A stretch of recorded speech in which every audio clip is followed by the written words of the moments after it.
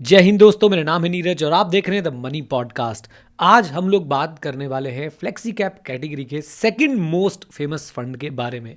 First famous fund कौन सा है फ्लेक्सी कैप कैटेगरी का सबसे ज़्यादा, वो आप मुझे कमेंट बॉक्स में कमेंट करके बता दीजिएगा। और सेकंड फेमस क्या आप गेस कर सकते हैं? इसके बारे में भी ज़रा बताइए वीडियो को पॉज करके, फिर मैं आपको उसका नाम भी बता देता हूँ। आई होप आप लोगों ने जो है वो कमेंट कर दिया वीडियो को पॉज करके। सेकंड मोस्ट फेमस फंड आज की डेट में फ्लेक्सी कैप कैटेगरी के अंदर आता है HDFC फ्लेक्सी कैप, जिसके अंदर बहुत सारे लोगों ने जो है इन्वेस्ट कर रखा है।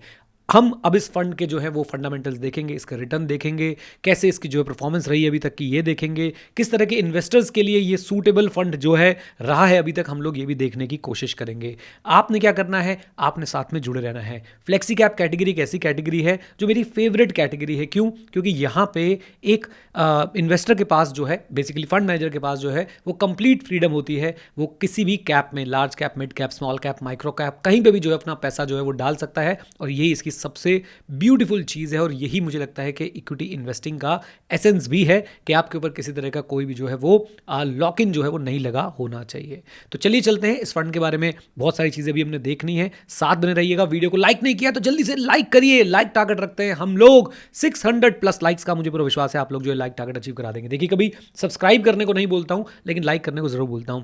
एक बात और बोलूंगा, वीडियो में कहीं मैं कुछ अगर गलत बोल रहा हूं या आप मुझसे एग्री ना करते हो तो कमेंट बॉक्स में मुझे ज़रूर बताएं और मुझसे सवाल पूछें। अगर कुछ अच्छा लगे तो वो भी ज़रूर बताएं। थैंक यू भी आप लोग जो है वो लिख सकते हैं। चलिए अब जल्दी से शुरू करते हैं अपने HDFC फ्लेक्सी कैप के फंड एनालिसिस को, HDFC फ्लेक्सी कैप फंड के एनालिसिस को मेरे साथ।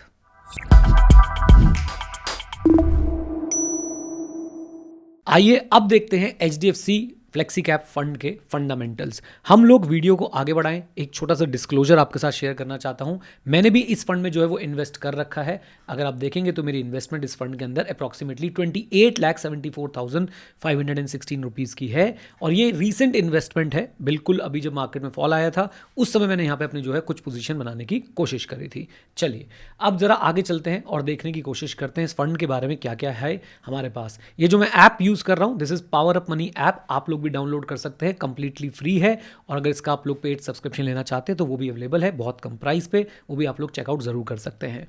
अच्छा जी, अब जरा देखते हैं सबसे पहले हम लोग रोलिंग रिटर्न। पहली बात तो मैं आपको ये बता दूं कि भाई मैं एज अ इन्वेस्टर जब भी किसी म्यूचुअल फंड को एनालाइज करता हूं तो मैं उसके ट्रेलिंग रिटर्न्स पे बहुत कम ध्यान देता हूं। मैं सबसे ज़्यादा ध्यान देता हूं उसके रोलिंग रिटर्न्स पे। रोलिंग रिटर्न एक ज़्यादा बेहतर, ज़्यादा बेटर मैट्रिक है टू फाइंड आउट कि ये म्यूचुअल फंड जो है मुझे किस तरह के रिटर्न्स देने वाला है। रोलिंग रिटर्न कायदे से आपको ट्रू एवरेज बताता है कि अगर आप एक पर्टिकुलर पीरियड के लिए इस पर्टिकुलर फंड में इन्वेस्ट करेंगे तो आपको लगभग कितना रिटर्न जो है वो मिल सकता है। आइए मैं आपको दिखाने की कोशिश करता हूं। अगर मैं HDFC फ्लेक्सी कैप की बात करता हूं तो यहाँ पे 3 साल का जो रोलिंग रिटर्न है वो अप्रॉक्सीमेटली 26.72% दिखाया गया है, which is a very healthy rolling return. And यहाँ पे अगर आप देखें तो रोलिंग रिटर्न जो है वो 7.13% ज़्यादा है। किससे? अपनी कैटेगरी से। अब ये अपने आप में एक बहुत बड़ी जो है वो चीज़ है, यानी कैटेगरी रिटर्न से भी लगभग 7% रिटर्न जो है आपको ये फंड दे रहा है। ट्रेलिंग रिटर्न्स को हम लोग जो है वो इग्नोर करते हुए ज़रा आगे बढ़ते हैं और रोलिंग रिटर्न्स की डिटेल में चलने की कोशिश करते हैं। आइए ज़रा रोलिंग रिटर्न में आपको 3 साल के बाद 5 साल के भी दिखा दूं। यहाँ पे भी मेरा एक थॉट है, अगर आप एक म्यूचुअल फंड इन्वेस्टर हैं, इक्विटी म्यूचुअल फंड में आप लोग इन्वेस्ट करते हैं, तो मैं आप लोगों को रिकमेंड करूंगा कि आप कम से कम 5 साल का डेटा तो देखा करो। रोलिंग रिटर्न के केस में 7 का देखोगे और भी अच्छा है, लेकिन कम से कम 5 साल का डेटा जरूर देखा करो। 1 साल, 3 साल एक छोटा पीरियड है। आप खुद सोचिए, क्या कोई फाइनेंशियल एडवाइजर या कोई समझदार व्यक्ति कभी भी आप लोगों को सजेस्ट करेगा कि भाई जाके ज़रा इक्विटी में इन्वेस्ट कर लो अगर आपका टाइम होराइजन 3 साल का है? Answer is no. आपको कभी भी कोई भी जो है ये बात बिल्कुल भी सजेस्ट नहीं करने वाला है किसी भी हाल में। तो इट्स बेटर कि आप लोग कम से कम 5 से 7 साल का डेटा जो है वो ज़रूर देखें। चलिए अब ज़रा देखते हैं हमारे पास यहाँ पे रोलिंग रिटर्न में चल क्या रहा है। कैटेगरी एवरेज से कंपेयर करूँ, 1 ईयर में 5% ज़्यादा, 3 ईयर में भी हमने देखा था 7% ज़्यादा, एंड इवन 5 ईयर में भी 4.16% से ज़्यादा जो है, 4.16% से जो है रोलिंग रिटर्न ज़्यादा निकल के आ रहा है इस फंड का। यानी कि ये फंड कंसिस्टेंटली कैटेगरी एवरेज से ज़्यादा रिटर्न दे रहा है। This is a very healthy thing for a particular fund. अब जरा इसकी हम लोग कंपैरिजन इसके बेंचमार्क से भी कर लेते हैं। फ्लेक्सी कैप जो फंड्स होते हैं ना, उनका बेंचमार्क यानी उनके रिटर्न्स को किससे कंपेयर करने के लिए बोला गया है? निफ्टी 500, यानी कि जो टॉप 500 कंपनीज हैं as per the market cap, उनके टोटल रिटर्न से, TRI से जो है कंपेयर करने को बोला जाता है। आप यहाँ पे अगर देखेंगे तो यहाँ पे ये फंड कंसिस्टेंटली अपने बेंचमार्क को 1 ईयर, 3 ईयर और 5 ईयर के पीरियड में बीट जो है वो करता हुआ आ रहा है। आप यहाँ पे देखिए 4.65% से इस फंड ने जो है वो बीट किया है, बहुत ही बढ़िया तरीके से जो है वो बीट किया हुआ है। अच्छा, अब मैं कुछ बातें आपको और ही बता देता हूँ, यहाँ पे ज़रा ध्यान से देखिएगा। मैं एक बार इसको ना निफ्टी 50 से भी कंपेयर करता हूँ, ऑल्दो ये कंपैरिजन इतना सही नहीं है, बट फिर भी आपको पता होना चाहिए कि मान लीजिए अगर आप सिर्फ निफ्टी 50 इंडेक्स फंड में इन्वेस्ट कर रहे हैं और वर्सेस HDFC फ्लेक्सी कैप में इन्वेस्ट कर रहे होते तो आपके रिटर्न्स में क्या डिफरेंस आता। तो अगर आप सिर्फ निफ्टी 50 के रिटर्न से कंपेयर करके देखेंगे तो बहुत लीप्स एंड बाउंड्स जो है वो आगे चल रहा है, 9%, 3 साल में 10%, और अगर मैं 5 साल की बात करूं तो वहाँ पर आपको जो है वो लगभग 6-6.5%, 6.67% की जो है वो एक्स्ट्रा रिटर्न यहाँ पे देखने को मिलते हैं, राइट। अच्छा, एक बात समझ लीजिए, इस बहस को इसमें मत बदल दीजिएगा कि इंडेक्स अच्छा है कि फ्लेक्सी कैप अच्छा है। मैं खुद एक इंडेक्स फंड इन्वेस्टर हूं, बट जैसे जैसे आपकी नॉलेज, आपका एक्सपीरियंस बढ़ता जाता है, धीरे धीरे आप लोग जो है वो दूसरी कैटेगरी की तरफ जाते रहते हो। जैसे मैंने शुरुआत में बताया था, फ्लेक्सी कैप कैटेगरी एक ऐसी कैटेगरी है जो मुझे बहुत ज़्यादा पसंद है, because of freedom given to the fund manager कि आप जहां मर्जी जो है वो इन्वेस्ट कर सकते हो। चलो आपसे बीच में एक क्वेश्चन भी पूछ लेता हूं, और वो क्वेश्चन ये है कि कौन सी ऐसी और कैटेगरी है जो ट्रू फ्रीडम के साथ आती है, जहां पे फंड मैनेजर कहीं पे भी जो है वो इन्वेस्ट कर सकता है। इस क्वेश्चन का जवाब दीजिए। और अगर आप लोग म्यूचुअल फंड्स के बारे में सीखना चाहते हैं, हमारी वेबसाइट विजिट कर सकते हैं learn.club, और वहां पे जाके कोड जरूर यूज कर लीजिएगा invest26, you will get 26% of. And believe me, equity mutual funds के बारे में मैं आपको सब कुछ सिखा दूंगा, और सिर्फ आपको रिकॉर्डेड वीडियोज नहीं मिलेंगी, आपको मिलेंगे आने वाले सारे लाइव सेशंस और पुराने जो भी लाइव सेशंस हुए उन सब की रिकॉर्डिंग। तो एक बार जरूर विजिट कीजिएगा, बहुत जबरदस्त वैल्यू हम आपको दे रहे हैं, बहुत कम प्राइस पे, आप जाके जरूर चेकआउट कर लीजिएगा। चलिए, तो अब हमारे पास रोलिंग रिटर्न्स की बात तो यहाँ पे हो गई है कि रोलिंग रिटर्न्स में तो भाई ये फंड जो है वो एकदम बढ़िया तरीके से चल रहा है। अब हम बात करते हैं उन मैट्रिक्स के ऊपर जो इस ऐप में दिखाए जाते हैं एक्सक्लूसिवली, और जो बहुत ही अच्छे मैट्रिक मुझे लगते हैं। आइए जरा चलते हैं और देखते हैं। जिन बेंचमार्क्स की मैं बात कर रहा था वो है हमारे पास CRV स्कोर के फॉर्म में। अब CRV क्या होता है, पहले आप लोग ये देख लीजिए। हर फंड का आपको यहाँ पे CRV देखने को मिलेगा। C is consistency, R is recency and V is volatility, right. आप ऐसा समझ लीजिए कि कंसिस्टेंसी में फंड को कंपेयर किया जाता है बेसिकली रोलिंग रिटर्न के बेसिस पे, और फंड को आप लोग देख रहे हैं 96 मार्क्स मिले हुए हैं आउट ऑफ 100, यानी कि भाई फंड ये बेसिकली आपको क्या बताता है, फंड की consistency in giving high returns versus other in the same category. यानी ये fund HDFC flexi cap fund consistently अपने इन्वेस्टर्स को हाई रिटर्न्स देता है। अब हाई रिटर्न्स का मतलब ऐसे खुश मत हो जाएगा कि इसमें इन्वेस्ट करके हाई रिटर्न्स ही मिलेंगे। भाई ये बात आपने ध्यान रखनी है कि बाकी फंड्स के मुकाबले कंसिस्टेंटली हाई रिटर्न दे रहा होता है। अगर सभी कम दे रहे होंगे तो उसमें सबसे ज्यादा दे रहा होगा, ऐसा जो है ये कंसिस्टेंसी स्कोर आपको बता रहा है। अच्छा, बीच में मुझे एक बात और भी ध्यान आ रही है जो मुझे आपके साथ शेयर करनी है, and this is one of the most important thing guys. Please सिर्फ और सिर्फ रोलिंग रिटर्न्स के बेसिस पे इन्वेस्ट मत कर देना कि इस फंड के रोलिंग रिटर्न जो है सबसे अच्छे हैं, क्योंकि बहुत सारी और चीज़ें होती हैं, जैसे कि फंड मैनेजर के बारे में आपको पता करना है, AMC के बारे में आपको पता करना है, एंड मोस्ट इंपॉर्टेंटली आपका रिस्क एपेटाइट क्या है, आपका गोल क्या है, उस गोल में इस फंड की एलोकेशन कितनी है, ये सब बातें बहुत ज़्यादा ज़रूरी होती हैं। अगर आप जब भी आप सिर्फ किसी एक मैट्रिक के पीछे भागेंगे, वो मैट्रिक आपको रुला देगा, क्योंकि एक मैट्रिक जो है फंड्स में बहुत बार जो है वो आपको चेंज होता हुआ मिलता रहेगा। जो बेकार फंड होगा ना, शायद उसका भी आपको रोलिंग रिटर्न बहुत अच्छा दिख जाएगा कुछ समय के लिए। तो प्लीज़ सिर्फ और सिर्फ एक मैट्रिक के बेसिस पे इन्वेस्ट करने से अपने आप को बचा लीजिएगा। चलिए, अब बात करते हैं हम लोग रीसेंसी स्कोर की। रीसेंसी स्कोर क्या बोलता है कि भैया फंड की रीसेंट परफॉर्मेंस कैसी है, मतलब पिछले 2 साल में परफॉर्मेंस कैसी है versus others in the same category. ये भी काफ़ी अच्छी हमें नजर आ रही है। एंड देन हम लोग बात करते हैं वोलेटिलिटी स्कोर की, वोलेटिलिटी इन फ्लेक्सी कैप। अगर आप ध्यान से देखें तो यहाँ पे आपको ये एवरेज नजर आ रही है। बेसिकली ये वोलेटिलिटी स्कोर क्या बताता है कि फंड की स्टेबिलिटी क्या है during market swing versus others in the same category. यानी जब मार्केट ऊपर नीचे होता है तो भाई साहब ये फंड क्या ज़्यादा वोलेटाइल है या कम वोलेटाइल है। तो यहाँ पे मुझे दिख रहा है कि ये एक मीडियम वोलेटाइल वाला, वोलेटिलिटी वाला जो है वो फंड यहाँ पे हमें दिख रहा है HDFC फ्लेक्सी कैप। 1 मिनट में मैं आपको इसके CRV स्कोर जो है वो फ्लेक्सी कैप कैटेगरी के एक बहुत फेमस फंड से कंपेयर करके दिखाता हूं। आप ये स्कोर्स याद रखिएगा कि कंसिस्टेंसी में 96 मिले हैं, रीसेंसी में 79 और वोलेटिलिटी में मिले हैं 59। ओके, मैं एक काम करता हूं, मैं इन सबका एक स्क्रीनशॉट भी लेके रख लेता हूं। ये देखिए, यहां पे आपको पारंपरिक फ्लेक्सी कैप के स्कोर्स दिख रहे हैं। कंसिस्टेंसी में 89, जहां पे HDFC को कंसिस्टेंसी मिला था 96। यानी कंसिस्टेंसी में रोलिंग रिटर्न की अगर मैं बात करूं तो आपका जो HDFC फ्लेक्सी कैप फंड है वो कहीं ना कहीं पराग पारिक से थोड़े से नंबर ज़्यादा स्कोर कर रहा है। रीसेंसी स्कोर अगर आप लोग देखेंगे तो रीसेंसी स्कोर में पराग पारिक को मिला है 66 और HDFC को मिले थे 79। ओके, लेकिन वोलेटिलिटी स्कोर में अगर आप लोग देखेंगे तो यहाँ पे पराग पारिक को मिले हैं 78, जबकि आप अगर देखें तो HDFC फ्लेक्सी कैप को यहाँ पे कितने मिल रहे थे 59। राइट, तो इससे हमें क्या पता चलता है कि कहीं ना कहीं HDFC की जब वोलेटिलिटी की बात आती है, यानी जब मार्केट बहुत ज़्यादा वोलेटाइल होती है तो ये फंड जो है वो भी बहुत ज़्यादा वोलेटाइल होता है और उसमें स्टेबिलिटी जो है वो कम है in comparison to the Parag Parikh flexi cap fund. अब हम बात करते हैं AUM की। HDFC फ्लेक्सी कैप का अगर आप लोग AUM देखें तो वो 1 लाख करोड़ से भी ज़्यादा है। 1 lakh crore, let that sink in. और ऐसे ही पराग पारिक फ्लेक्सी कैप की अगर मैं बात कर लूँ तो वो लगभग 1,30,000 करोड़ रुपए इस समय है। कोटक फ्लेक्सी कैप भी एक काफ़ी फेमस फ्लेक्सी कैप फंड है इस कैटेगरी का, उसका AUM मैं आपको बता देता हूं, वो AUM लगभग 50,000 करोड़ के आसपास है।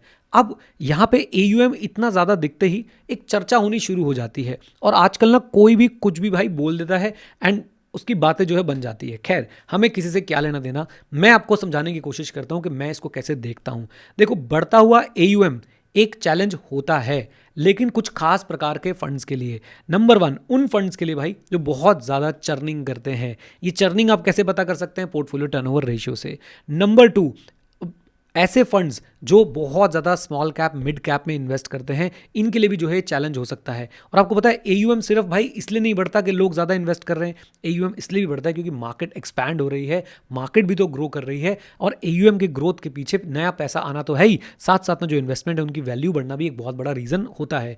अब अगर आप HDFC फ्लेक्सी कैप का पोर्टफोलियो टर्नओवर रेशियो देखेंगे तो कोई बहुत ज़्यादा नहीं है, वो बहुत परेशान करने वाला नहीं है।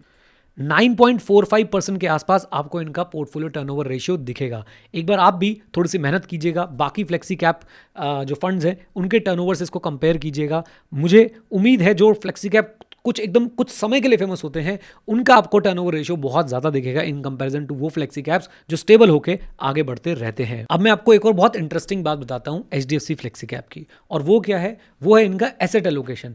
आप अगर ध्यान से देखें तो लगभग इन्होंने 92.69% पैसा जो है वो इक्विटी में लगा रखा है। यानी कि एक बात तो पक्की है भाई, ये फंड कह रहा है मैं इक्विटी वाला फंड हूं और इक्विटी में पैसा लगा के बैठा है अच्छा खासा 92%। अगेन मैं आपको इन कॉन्ट्रास्ट विद बताता जाऊंगा क्योंकि इसका कंपैरिजन जनरली पराग पारिक फ्लेक्सी कैप के साथ होता है। वहां पे अप्रॉक्सीमेटली जो पैसा लगा हुआ है वो अगर मैं बात करूं इक्विटी की तो 81.54% के आसपास as per there latest fact sheet जो है वो उन्होंने इक्विटी में इन्वेस्ट कर रखा है। इन्होंने 92.69% के आसपास इन्वेस्ट कर रखा है। वहाँ पे 18-19% के आसपास कैश है। अगर हम यहाँ पे देखें तो लगभग आपको जो है वो देखने को मिलता है कि डेट इनका 0.51% है और अदर्स में जिसमें रियल स्टेट वगैरह भी आ जाता होगा इन्होंने 6.79% जो है वो पैसे लगा रखे हैं। राइट, एंड अगर आप इनकी एलोकेशन देखें तो large cap 83%, mid cap 8.17%, small cap 8%। यहाँ पे भी मैं आपको एक बात बोलना चाहूँगा, एक तो ग्लोबल इक्विटी इनके पास नहीं है। आज की डेट में ग्लोबल इक्विटी एक्चुअली में किसी के पास भी नहीं है। आप अगर किसी ऐसे फंड में पैसा डाल रहे हैं जो ग्लोबल इक्विटी में इन्वेस्ट करता है तो लेट मी टेल यू, आपको उससे फ्रेश ग्लोबल इक्विटी पे एलोकेशन जो है वो नहीं मिल रहा है। राइट, अनलेस एंड अनटिल आप ETFs वगैरह खरीद रहे हैं। एनीवेज, अब बात करते हैं हम लोग कि लार्ज कैप में 83% और मिड कैप स्मॉल कैप में भी अगर हम देखें मिला के तो आप देख रहे हैं कि लगभग 17% 16% के आसपास जो है इन्होंने इन्वेस्टमेंट कर रखी है। यानी कि इनके रिटर्न्स कहीं ना कहीं मिड कैप और स्मॉल कैप से भी अच्छे जो है वो बन के निकलते हैं। एंड लार्ज कैप में अच्छा खासा चंक इन्होंने लगा रखा है और ये एक तरीके से ना इस बात को लेकर आपको डीमोटिवेट होने की जरूरत नहीं है। फ्लेक्सी कैप है 83% लार्ज कैप में लगा रखा है तो इसे लार्ज कैप ही कह दो, है ना भाई। लार्ज कैप नहीं कह सकते, क्यों नहीं कह सकते? यही तो इन फंड्स की खासियत है। अभी इन्हें लग रहा है कि मिड कैप स्मॉल कैप में सिर्फ 16% ही रखना चाहिए तो इन्होंने सिर्फ 16-17% ही रखा हुआ है। जब इन्हें लगेगा कि भाई लार्ज कैप अब बहुत ज़्यादा हाई वैल्यू पे आ गए हैं तो ये लार्ज कैप से अपना रिडक्शन करेंगे और मिड कैप और स्मॉल कैप स्पेस के अंदर चले जाएंगे। लोग इस चीज़ को देखते हैं और जजमेंट पास कर देते हैं कि भाई ये तो लार्ज कैप फंड बन गए हैं। नहीं नहीं नहीं, आप किसी भी फ्लेक्सी कैप को देखेंगे आज की डेट में वो लार्ज कैप में ज़्यादा इन्वेस्टमेंट जो है वो करके बैठे हुए हैं। अच्छा, बाकी तो फंड इन्फॉर्मेशन है बेसिक वाली, ये तो आप लोगों को एज सच कोई रिसर्च के लिए हमारे लिए ये एप्लीकेबल नहीं है। बट येस, आपका एक बार एसेट एलोकेशन आपको ज़रूर देखना चाहिए कि ये फंड अच्छा खासा पैसा जो है वो इक्विटी के अंदर लगा के बैठा हुआ है in comparison to the first most famous fund. अब बात करते हैं हम लोग investing style of the fund manager की। ये सिर्फ मेरी अपनी रीडिंग है, हो सकता है फंड मैनेजर कुछ और सोचते हो। मैं भी इतना बड़ा नहीं हूँ कि भाई मैं फंड मैनेजर्स की तरह सोच पाऊँ, खासकर जो इन फंड्स को मैनेज करने वाले फंड हैं वो बहुत ही एक्सपीरियंस लोग होते हैं। तो मुझे ऐसा लगता है कि यहाँ पे फंड मैनेजर का जो स्टाइल है, इन्वेस्टिंग स्टाइल है, वो वैल्यू और ग्रोथ दोनों को दिखाता है। यानी ये वैल्यू इन्वेस्टिंग तो फॉलो करते ही हैं, इस साथ साथ में ग्रोथ स्टाइल भी जो है फॉलो करते हैं। यानी आपको एक मिक्सचर देखने को यहाँ पे मिलता है। अब वैल्यू इन्वेस्टिंग क्या होती है? वैल्यू इन्वेस्टिंग वो होती है जहाँ पे आप लोग एकदम बढ़िया कंपनी को एकदम पिटे हुए दाम पे ही खरीदने को रेडी होते हैं, राइट। यानी कि ऐसी कंपनी जिसका बिजनेस अच्छा है, जिसकी मैनेजमेंट अच्छी है, जिसके पास अच्छी खासी कॉम्पिटिटिव एडवांटेज है, sustainable, long term sustainable competitive advantage है, लेकिन वो अभी मार्केट के सेंटिमेंट्स के चलते पिटी हुई है बहुत ज़्यादा। आप ऐसी कंपनीज़ को जो है वो पकड़ते हैं। और ग्रोथ में क्या होता है, आप थोड़ा सा प्रीमियम भी देने के लिए तैयार रहते हैं उन कंपनीज़ के लिए जिनके अंदर आपको ग्रोथ पोटेंशियल दिख रहा होता है। तो कहीं ना कहीं ये फंड जो है, ये फंड बीच में चल रहा है, यानी वैल्यू और ग्रोथ दोनों को साथ में लेके चल रहा है, और वो हमें इसके रिजल्ट्स में भी देखने को मिल रहा है। आपको मैं एक खास बात बता दूं, वैल्यू फंड्स जो हैं वो बुल मार्केट में कम परफॉर्म करते हैं, और एक नॉर्मल मार्केट में, या मैं बोलूँगा एक बेयर मार्केट में जो है वो, बेयर मार्केट में वो कम गिरते हैं, और एक नॉर्मल मार्केट के टाइम पे जो ज़्यादा अच्छा जो है परफॉर्म कर रहे होते हैं। लेकिन ग्रोथ फंड जो है वो बुल मार्केट के टाइम पे बहुत ज़बरदस्त जो है वो परफॉर्मेंस देते हैं। उनकी परफॉर्मेंस बुल मार्केट में बहुत अच्छी निकल के आती है, लेकिन बेयर मार्केट में याद रखिएगा वो गिरते भी ज़्यादा हैं, वो ज़्यादा वोलाटाइल होते हैं, राइट। तो ये इन्वेस्टिंग स्टाइल है जो मुझे लगता है। अब यहीं से एक चीज़ निकल के आती है कि किस तरह के इन्वेस्टर्स को ये फंड पसंद आ रहा है। मुझे लगता है, देखिए, एक तो हो गया भाई जिसको सीधा सीधा म्यूचुअल फंड डिस्ट्रीब्यूटर ने बोला भैया इस फंड में इन्वेस्ट कर दो, एक तो उनके लिए हो गया। दूसरा क्या हो सकता है? दूसरा ये हो सकता है कि जो लोग चाहते हैं कि मैं एकदम प्योर वैल्यू पे ना जाऊं, मैं थोड़ा बहुत वैल्यू के साथ ग्रोथ का भी जो है वो मसाला ऊपर से डालूं, उन लोगों के लिए ये फंड, जो उन लोगों को जो है फंड पसंद आ रहा होगा, और वही लोग होंगे जो इस फंड के अंदर इन्वेस्ट कर रहे होंगे। अगर आप भी इस कैटेगरी में हैं तो आपको इस फंड पे खुद से बहुत अच्छे से रिसर्च करना चाहिए, और रिसर्च करने के बाद देखना चाहिए क्या ये आपके फाइनेंशियल प्लान में जो आपका एक गोल है, खासकर वो गोल जो लॉन्ग टर्म गोल्स हैं जिसमें लगभग 7 साल से ज़्यादा का समय है, क्या उस गोल के अंदर इक्विटी एलोकेशन में ये फंड आपके लिए फिट बैठता है या नहीं। ये डेफिनेटली आप लोगों को एक बार सोचना चाहिए, समझना चाहिए। अगर आप खुद नहीं सोच समझ सकते हैं तो आपको किसी से भी रजिस्टर्ड व्यक्ति के साथ मिलकर ही सोचना चाहिए, राइट।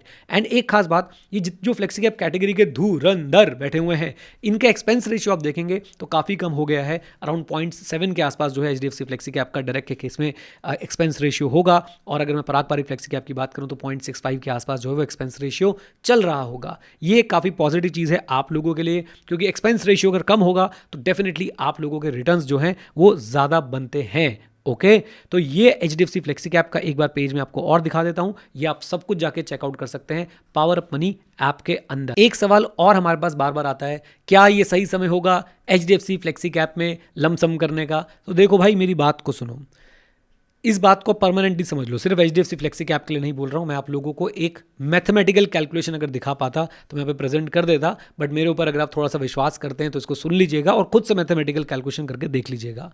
आप कभी भी लमसम इन्वेस्ट करेंगे ना, कभी भी, तो वो आपको ज़्यादा रिटर्न देगी इन कंपैरिजन टू SIP।